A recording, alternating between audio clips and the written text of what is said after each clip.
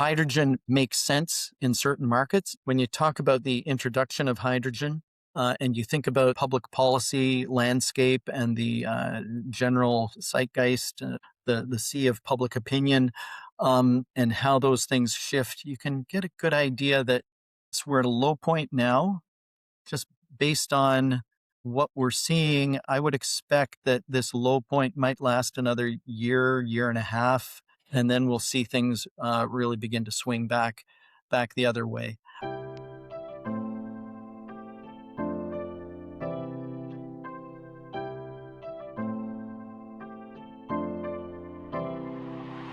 Welcome to the Blue Ocean Solutions podcast, where we dive into real conversations with business owners, innovators, and industry leaders reshaping the future of clean tech, construction, and the renewable energy sectors. I'm Kreel Hutchinson, your host. Our guest today is Rymal Smith, the partner and owner at Change Energy. Today, we're going to be discussing his journey of 3 decades in the clean energy innovation space, from natural gas to hydrogen, and how his companies are building the crucial ecosystems needed for emerging fuels to power the future, including a unique application in the film industry. If you're a clean tech founder, renewable energy executive, or an investor interested in the future of sustainable power, you will love this show. Ry is going to share his invaluable insights into the challenges and opportunities of scaling new energy solutions and the critical role of ecosystem development. It's an example of deep industry expertise combined with innovative problem solving can drive real-world impact in the energy transition. Welcome to the podcast, Ry. Thanks, Kreel. It's a pleasure to be here. Perfect. So, Ry, you and I've had several conversations up until this point, and really was excited to have you on the podcast because of your unique experience in the industry for over 3 decades and what you're currently doing today. For people that may not know you or be familiar with your company and your role, why don't you give us a little bit of a background of how you come here today? Sure, great. Thanks, Kreel. I got my start in the emerging fuels or alternative fuels business back in the early 1991 with in the natural gas vehicles industry. I was with Union Gas, a large gas utility in Ontario, which has since merged and is part of Enbridge in Ontario today. Like I said, I started in 1991 and worked in different aspects of that. Union Gas had a large, rather large program. There were about 10 to 15,000 vehicles. We had 60 stations, 30 public, 30 private, and well over 1,000 home fuelers. It was a pretty big program. I worked in the vehicle conversion group, then the station development group, then business development, and then I ran the natural gas vehicles division at Union Gas in the late 1990s. Was having a lot of fun there, and then one day I heard about hydrogen and how it was. Heard of hydrogen before, but heard that hydrogen was really emerging as a potential fuel for vehicles and other applications, and that was of great interest to me. And I left Union Gas and went to a company called Stewart Energy, which was really getting into the development of hydrogen vehicle refueling facilities with on-site electrolysis, and spent a few fun years there developing hydrogen vehicle refueling stations. And then I saw an opportunity with the federal government doing a program called Hydrogen Village, this was about hydrogen, early market adoption for hydrogen and fuel cell technologies in urban settings, not just vehicles, but also looking at various other applications throughout urban settings. That came to an end, that program. It was a 5-year program, and we stretched it out to a little over 6 years. It came to an end in 2010, and then that's when I partnered up with another fellow and got involved in Change Energy.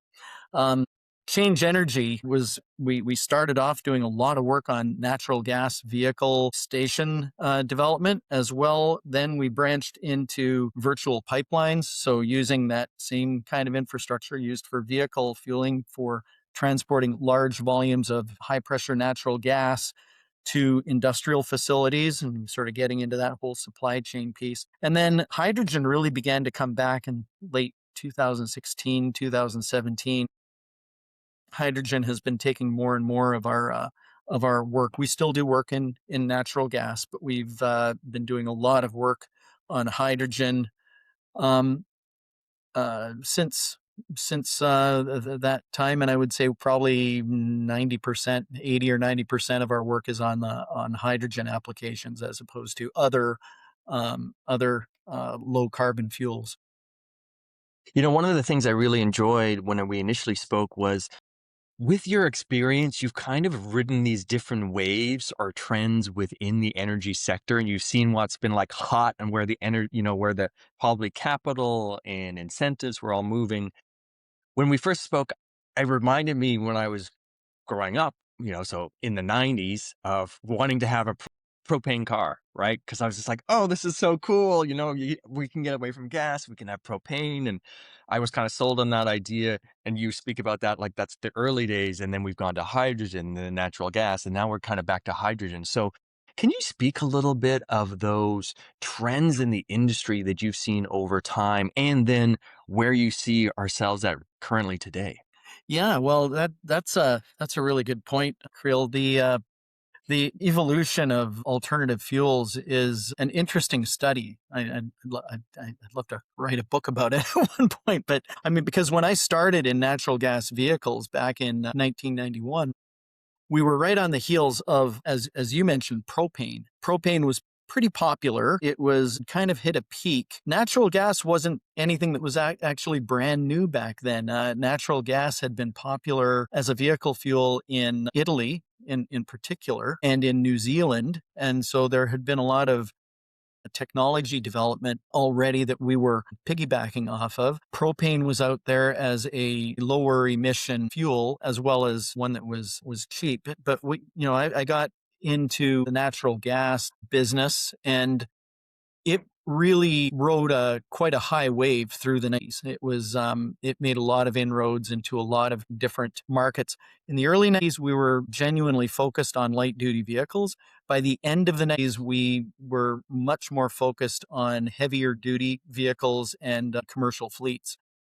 That has to do, there was good reason for that. There's a paradigm at looking at how vehicles will be used and how they will be refueled. And as the industry grew and matured, it became apparent that the better paradigm for initiating the development of the market for this fuel was in these sort of private on-site fleet applications. Many reasons for that. I won't go into them all here, but that was through the 90s. Natural gas, if you look at the economics of natural gas, it did hit a bit of a wall in the early 2000s. Oddly enough, shortly after I left Union Gas, there was a change in terms of the price competitiveness of natural gas versus other fossil fuels, and the whole makeup of utilities, such that natural gas vehicles took a bit of a hit in the early 2000s. And I was fortunate to have shifted over to hydrogen at that point in time, which then took off. Propane had kind of gone into an abeyance toward the end of the 90s, and natural gas was probably dominant. And then I would say by 2005, battery electric vehicles and hydrogen vehicles were definitely the sort of the mot du jour. The hydrogen hit a similar event at the in around 2010, and part of the reason for that was the change in the natural gas market. Natural gas became much more dominant in the as a vehicle fuel in around 2010. The price, the economics changed. I'll leave that for everyone to look up if they want to find out why that happened. Topic of a whole other podcast. But hydrogen took a back seat. Natural gas became very dominant. We were doing all kinds of work on natural gas through the early parts of the 2010s. And then, as I mentioned earlier, hydrogen began making a comeback, probably driven by improvement of technology, reduction in price, greater availability of zero emission electricity, greater focus at that period point in time on climate change and mental um, uh,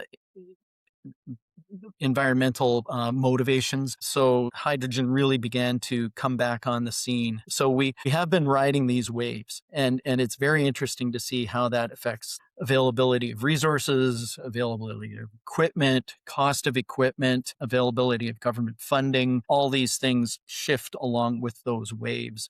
And so where we are now, it's actually not too hard to predict likely where we will be over the next 5 years. Now, can predict anything but the future, but at least based on past trends, we've got a pretty good idea of where things would be going. And where do you think that is? That's towards the hydrogen build out of the ecosystem? Yeah, I think what we'll see, like we're definitely right now in a lull, and there are geopolitical reasons for that don't need to go into in great detail. But the fact is, right now there is less government funding available for low carbon emission projects, certainly in North America, not necessarily elsewhere in the world, and not necessarily even within pockets around North America. But there's less money for it now. So government policies change, public opinion changes and shifts, new data arrives, and new applications emerge whereby the cost. One thing I like to say about hydrogen is, yeah, it's expensive, and if people are sort of really dissing hydrogen for its inherent cost, I ask them to look at what application they're thinking of, because I would 95% of the time, I would completely agree with them. Hydrogen makes sense in certain markets. It makes less sense in other markets. It makes sense in certain geographical markets. It makes sense in certain applications. And so when you talk about it, when you talk about the introduction of hydrogen, and you think about the public policy landscape and the general zeitgeist, the sea of public opinion, and how those things shift, you can get a good idea that yes, we're at a low point now, just based on what we're seeing. I would expect that this low point might last another year and a half, and then we'll see things really begin to swing back the other way. Excellent. Okay. A bit deeper into the work that you guys do at Change Energy and around the consulting. So, can you explain to our audience, what do you do? Who do you work with? What your value proposition there is, and how you really can support clients to move into this new energy ecosystem? Yeah, absolutely. So at Change Energy, we really do three things. We're focused on philosophically, okay, we're focused on energy systems that result in a lower carbon emissions and lower emissions generally. Carbon seems to be what everyone's concerned about now. Back in the 1990s, it was more about all the other emissions that would come from the use of gasoline and diesel, particulate, carbon monoxide. The nasties that would come out of the tailpipe of a gasoline-powered vehicle were probably even more important than carbon. So we focus on these technologies, these energy systems that are emerging that result in lower pollution and lower greenhouse gas emissions. Now, what do? There are really three things that we do. We do business case assessments, and I mean that in a very broad way. We'll look at a business case for a company, for a fleet. We'll look at the business case around applying a new emerging fuel for a municipality or for a broader region. And we'll also look at business cases at the federal government level, looking at, if we look at the country or a larger geographic area, are there certain areas that are, what would drive the adoption of hydrogen in the western part of the continent as opposed to the central part of the continent, as opposed to the eastern part of the continent? What are the resources that are available? What are the fleet types that are being used? So we do that kind of work. So that's the very high level market assessment and end use application assessment to help governments form policy. So we do work for the federal government level for policy development. On the other hand, we take this techno-economic assessment modeling right down to the individual company level. So that's one bucket of work that we do. The other bucket of work that we do is, and by the way, we do that for any fuel because we want our clients to be choosing the correct fuel for the correct reason. Like if battery electric is the way to go battery electric. If natural gas is the way to go natural gas. If hydrogen is the way to go hydrogen. Now, having said that, we do have an engineering component to the consultancy where we design high pressure gaseous fuel systems. So we've designed probably over 200 high pressure gaseous fuel vehicle refueling stations or virtual pipeline facilities, really all around the world. Most of those 200 odd were natural gas based, but a good 10% or more were hydrogen facilities. So we do the design, we do the installation specifications, purchase specifications, all that stuff. We're not a build company. We don't build, but we'll do all the design and the project management for the development of facilities. So that's the more engineering side of the things that we do. The third thing, though, that we get involved in is safety analysis and the development of code standards and regulations. So I myself, I chair a few committees.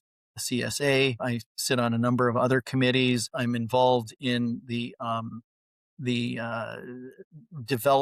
various committees to help to develop regulations at the government level. So the development of code standards and regulations is a big part of what we do. We do research papers for the standards development organizations. And as well, we do on a project by project basis, we will do hazardous incident risk assessments to examine, because usually we get involved when it's a new style of station. And so we get involved if the application is new, if the location is new, if the equipment is new. We'll do the risk assessment and make sure that all the potential risks are fully mitigated. The nice thing is that we can take those results and then get them embedded into, or at least reflected into, the codes and regulations that govern these on a higher level commercial basis. So those are that's what we do at Change Energy. Okay, great. Well, how is business going? I know you've been doing this a long time, so give us, the audience, a little insight of how big your team is, how big the company is, and how's business these days? Okay, well, that's an interesting question because it always shifts, and we always have to be a little bit nimble as the marketplace shifts. Right now, we've been pretty steady state at around 10 to 15 people on our team, on the Change Energy team. And it's mostly professional engineers with some technicians as well supporting the work. So this is on the Change Energy side. Business has been pretty steady over the years. It's an interesting marketplace to be working in. There are a lot of municipalities that are doing green fleet studies or greening the energy use within a region or a municipality. So we get involved in a lot of those. We've been doing work for large companies on fleet conversions, or nowadays we're also finding a number of different companies. I won't say which ones, but for obvious reasons, but helping them with, if they're developing, they might be interested in producing hydrogen and distributing hydrogen. We're finding a lot of clients like that. So yeah, okay, there's a sense out there that there is a market for hydrogen. What does a company do to develop a hydrogen production facility? And then how do they take that hydrogen to market? And who is the market? So we've been doing a fair bit of work with that sort of market assessment, early business development work, as well as facility design work. So it's it keeps us busy, but the problem, as I've alluded to, we go along with natural gas and then it hits a wall, and then we go along with hydrogen. Those are transition periods, and there's always a bump when we go through a transition. And I have to say, it was just within the last year to year and a half, we've been transitioning from a very active hydrogen portfolio to a shift in that hydrogen portfolio to projects that are less oriented around commercial deployments and more oriented toward studies and government funded demonstrations and things of that nature, which is good because it keeps the technology and the market understanding advancing even at a time when there is less activity in actual deployments. And what that results in is when the the pendulum swings and we're back into deployments, the industry has continued to learn and develop so that these learnings can be applied and we actually see reduced costs and improved deployments when the pendulum swings and we come back. Curious, when a company is in an evaluation period and they're wanting to like do an assessment and they start to look around, how do you get in contact with them? How do they find you? What's the marketing, or how does the industry work in that regards? It's really a matter of being out there and doing networking. There's a certain amount of social media. We do have social media presence, but I mentioned that I work on code standards and regulations. I work with the authorities having jurisdiction. We had connections back with a lot of these larger companies. And so, in all honesty, there's been a lot of word of mouth. We're known by the federal government, we're known by the provincial government, we're known by several large companies. When people come to them, we often just get asked if we could make a proposal or be part of a group making proposals. And so we're part of that team. I think the fact that we have focused on the gaps has really kept us out there. We have a reputation for solving problems. And when a station build company or an equipment design and an equipment supplier, they will often come to us to help develop the solution. When a government is looking for a research paper on a topic, our reputation precedes us. And so it's really been networking through industry associations, through the codes and standards groups, and we should be doing a better job on our internet and social media presence. But for the size of group that we are, we've been kept quite busy over that period. Excellent. Yeah, the digital footprint of companies, especially as we change with the AI and its applications, is really important moving forward. Are you guys positioned? Because it seems like the natural gas and the hydrogen conversation are going to continue to be robust. Maybe there's a lull right now, but you've seen the waves go back and forth. Over the next 5-10 years, it's going to be a part of the bigger conversation around energy and sustainability. Do you see the industry growing, and are you guys ready, at Change Energy? Are you happy at the level that you are, or are you also looking to expand and grow to match the potential growth in the overall industry itself? Yeah, I think we have a bit of catch up to do, frankly, in that regard. We've got a level of business, but it could definitely be picked up if we got a little more of a digital footprint, as you put it. Not that we've ignored it, but it's something that we need to do a little bit more homework on. One of the questions I usually ask, and I think you answered it earlier, but I want to reframe it for you, is what do you find that Change Energy, what do you guys do really, really well? And you had mentioned earlier, we're known for solving problems.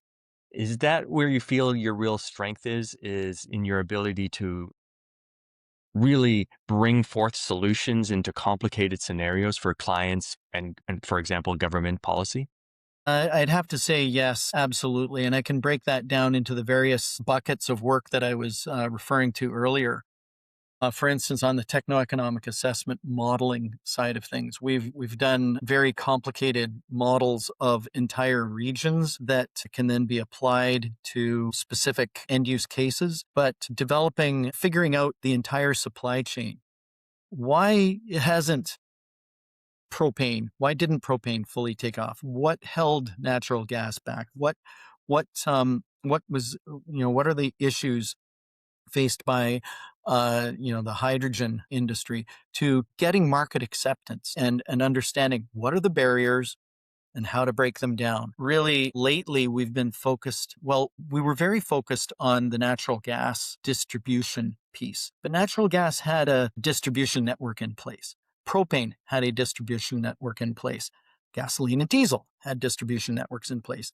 Hydrogen, not so much. And so coming to understand how to match the supply, and I like to call it the supply web, because it's not simply a matter of producing, distributing, bringing to an end use. It's also all the service requirements and the code standards and regulations requirements and the public education requirements and the first responders requirements.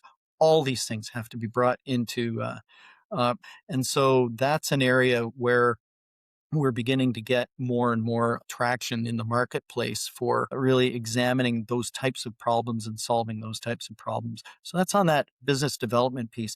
In the station development piece, we're working with end users who are saying, I want to lower my carbon. I have an idea that there are all these different solutions out there. Which one works best for me? And then that has led us to actually develop innovative solutions with regard to station design, with regard to the type of end use equipment being used by different industries, or even the selection of should we be using batteries, or should we be using hydrogen, or should we be using natural gas, or should we be following the status quo for a period of time based on the end use customers' values.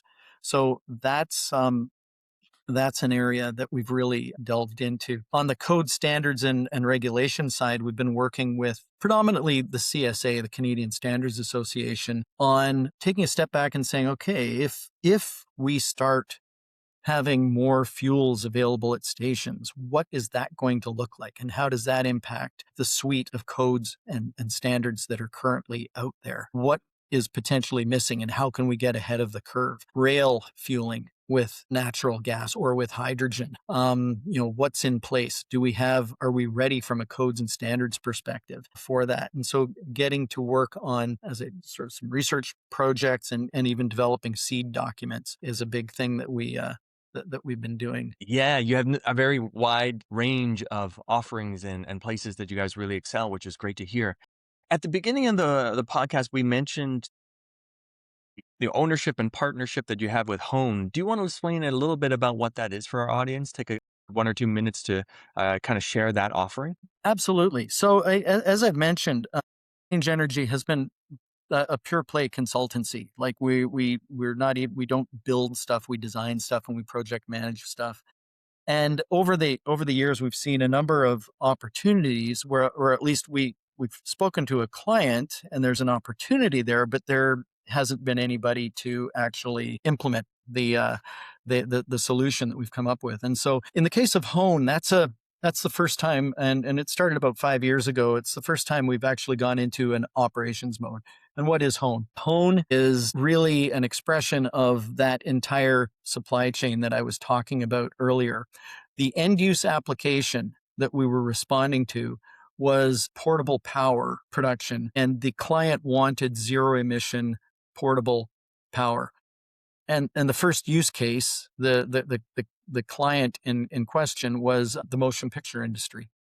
So as you're probably aware, the motion pictures are made all over the place. They set up a set, they do their shooting, and they tear down the set. And those sets typically use a lot of energy, and require a lot of power. A lot of that stuff can be handled by batteries, but sets and base camps for productions often are like small towns, and they need more energy than can be provided by batteries. We saw hydrogen as a solution for them because they were also highly motivated to decarbonize.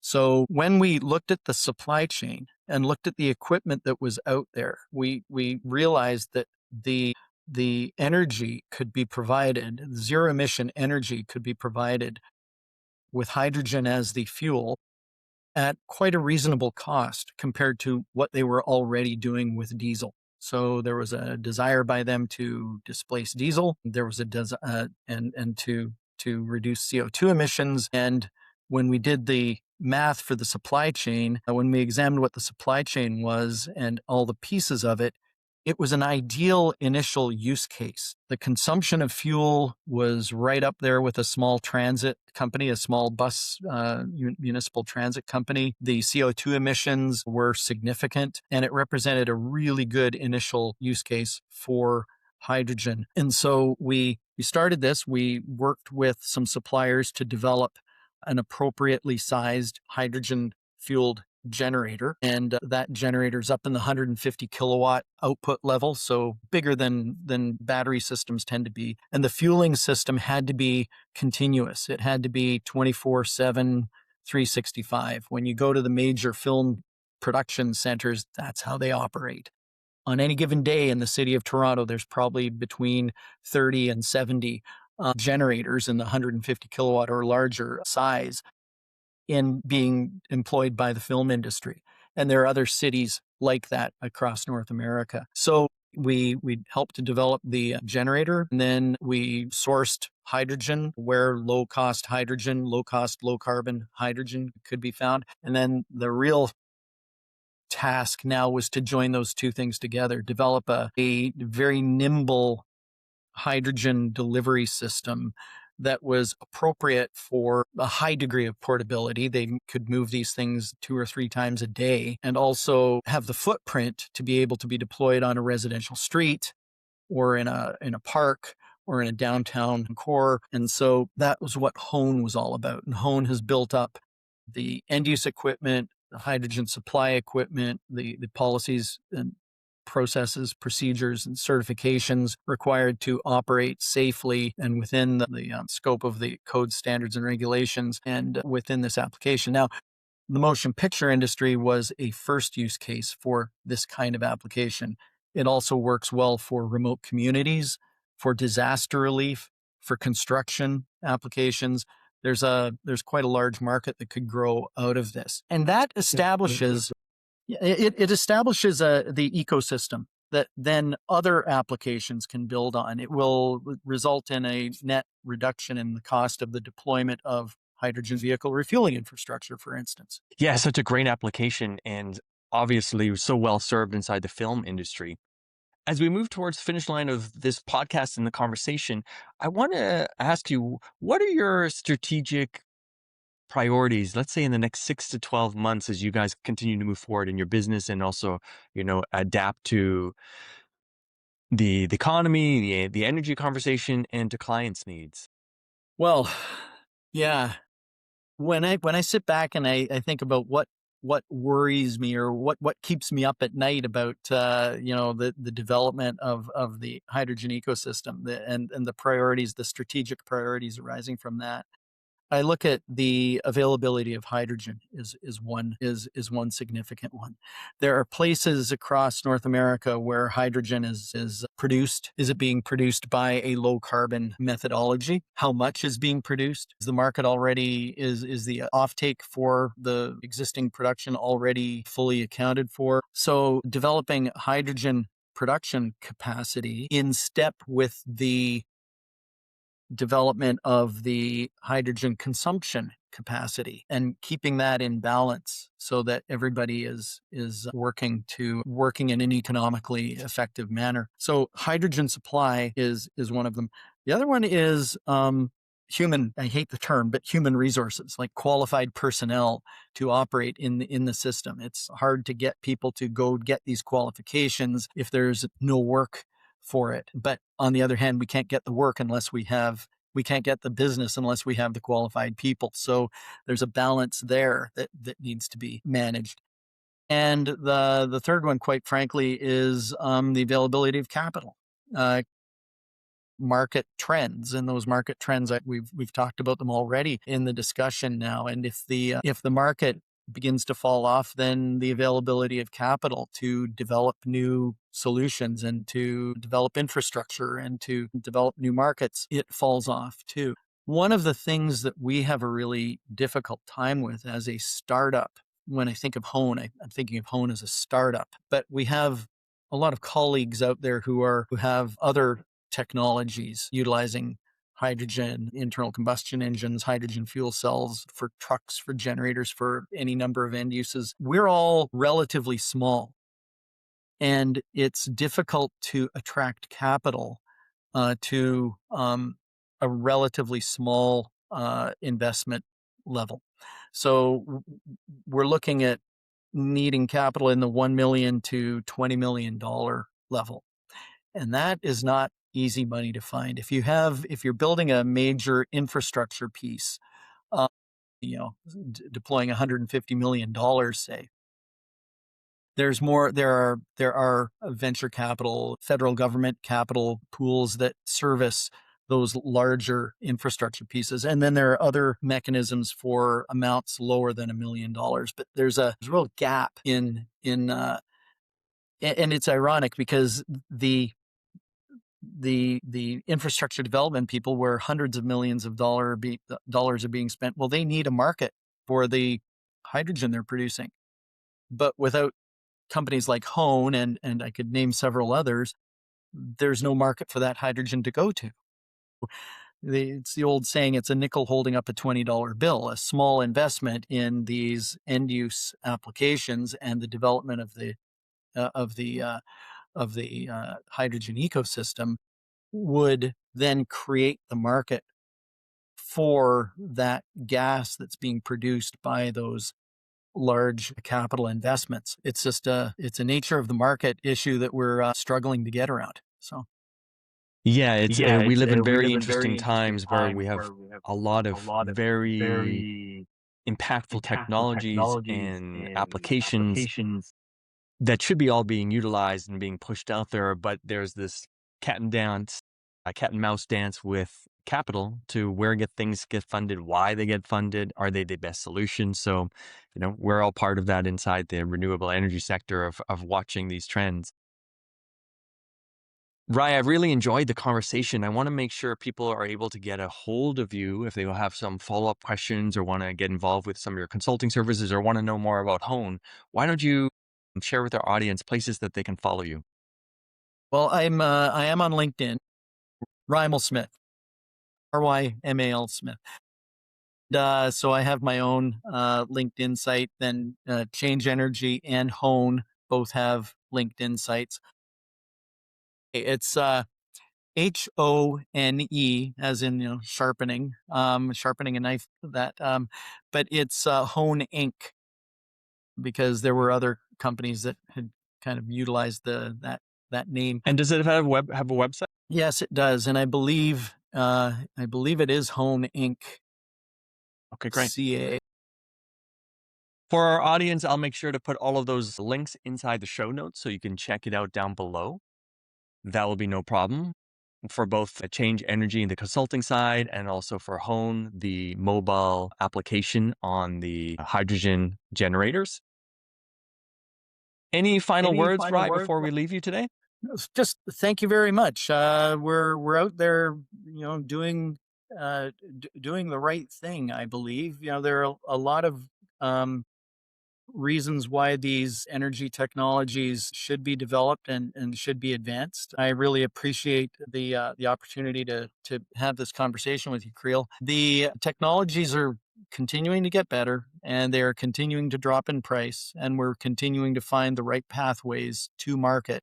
Yeah, just an image to leave you with is, in 1870, who would have conceived of what transportation and transportation fuel infrastructure would have looked like by 1930, only 60 years later, with the car had not been invented. Gasoline and diesel weren't used as transportation fuels. And we went from fueling a horse-drawn buggy by hauling a bale of hay out and giving it to the horse to eat, to vehicle refueling stations. There's no reason to expect that we won't see significant changes of that nature, where, sitting here today, we can't even conceive of what it will look like to refill battery electric vehicles or refill hydrogen vehicles, especially if we go with autonomous vehicles. So it'll be interesting to watch this all unfold, and I'm really happy to be part of it. Yes, I'm excited. And I think the next 20 years are going to be very transformational for humanity in all geographical locations. Rye, I want to thank you so much for being on the podcast. To our audience, if you've enjoyed the conversation, make sure to like, subscribe to the channel, share with a friend that may be interested in the services that Rye has talked about. I want to thank you once again for being here, and this has been another episode of Blue Ocean Solutions Podcast. Take care. Thanks.